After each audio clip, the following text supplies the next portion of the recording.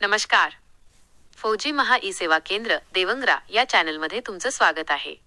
मित्रांनो, राज्य निवडणूक आयोगाने 17 मार्च 2026 रोजी ग्रामपंचायत निवडणुकांबाबत एक अत्यंत महत्त्वाचे परिपत्रक निर्गमित केले आहे. जर तुमच्या गावात एखादी जागा रिक्त असेल किंवा तुमच्या ग्रामपंचायतीची 5 वर्षांची मुदत संपली असेल, तर हा व्हिडिओ तुमच्यासाठी अतिशय महत्त्वाचा आहे.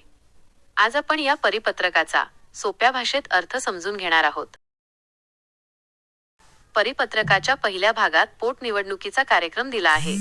हा कार्यक्रम कोणासाठी आहे? ज्या ग्रामपंचायतींची मुदत अजून संपलेली नाही, पण तिथे सदस्याचा मृत्यू, राजीनामा किंवा अपात्रतेमुळे जागा रिक्त झाली आहे. ज्या जागा 31 डिसेंबर 2025 पर्यंत रिक्त झाल्या आहेत, तिथेही निवडणूक होणार आहे. 1 जानेवारी 2026 या अर्हता दिनांकावर आधारित मतदार यादी या निवडणुकीसाठी वापरली जाणार आहे. याची प्रक्रिया आता एप्रिल महिन्यात सुरू होत आहे. आता सर्वात महत्त्वाचा मुद्दा. ज्या ग्रामपंचायतींची मुदत जानेवारी ते डिसेंबर 2026 या काळात संपत आहे. 10 फेब्रुवारी 2026 रोजी ज्यांच्या जागा रिक्त झाल्या आहेत, त्यांच्यासाठी प्रभाग रचनेचा कार्यक्रम जाहीर झाला आहे. ज्यांची मुदत फेब्रुवारी महिन्यात संपली आहे, तिथे आता प्रशासक नियुक्त झाले आहेत. मार्च 17 ते 23 मार्च 2026 या काळात तुम्ही नवीन प्रभाग रचनेवर तहसील कार्यालयात हरकती नोंदवू शकता. या प्रभाग रचनेची अंतिम प्रसिद्धी 8 एप्रिल 2026 रोजी होणार आहे.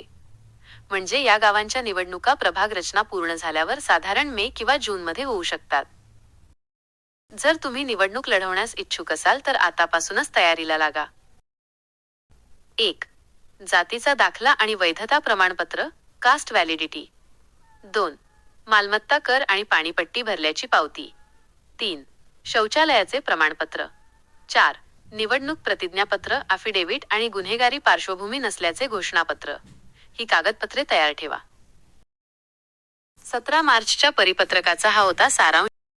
सर्व जिल्ह्यातील कोणकोणत्या गावात रिक्त जागा आहेत, त्याची यादी पाहण्यासाठी तुम्ही खाली दिलेल्या डिस्क्रिप्शनमधील लिंकवर क्लिक करा. कमेंट बॉक्समध्ये गावाचे नाव लिहायला. माहिती आवडली असल्यास व्हिडिओ लाईक करा, कॉमेंट करा आणि इतरांना शेअर करा.